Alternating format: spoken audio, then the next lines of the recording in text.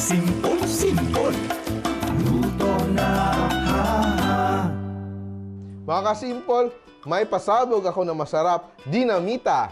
Tara, magluto tayo. So, gagamit tayo ng siling pangsigang.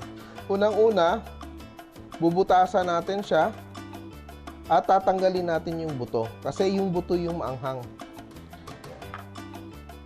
I-hollow out natin yung ating sili.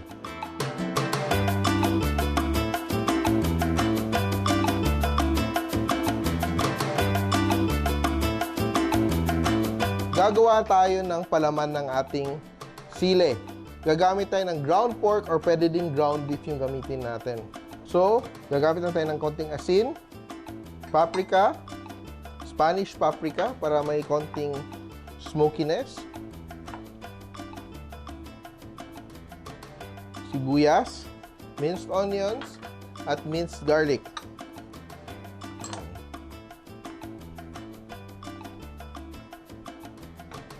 Yan. Mix na natin ng maayos. Lagyan natin ng konting black pepper.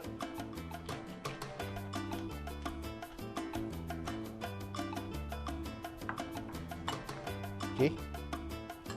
So, meron tayong lumpia wrapper. Gugupitan lang natin yung bawat end niya para maging straight.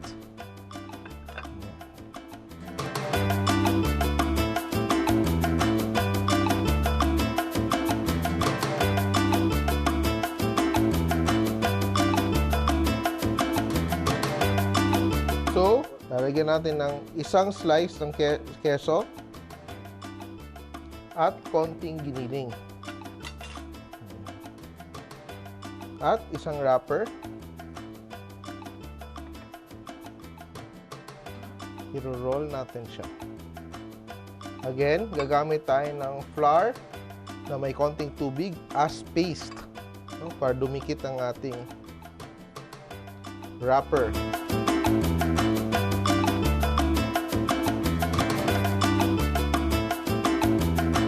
Ready na tayo magprito. So, siguraduhin natin tama yung init ng ating mantika. Not smoking hot para sigurado tayong maluto ang karne sa loob at hindi tayo mahilawan.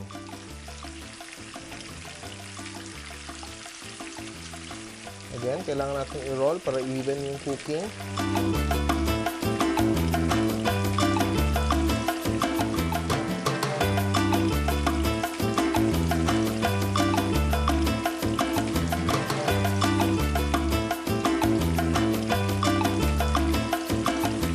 Luto na ating dinamita.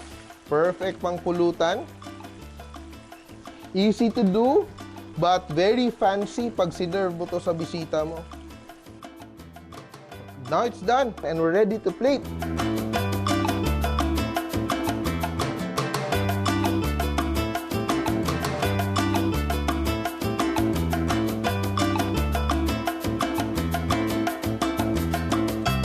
Dynamita, simple!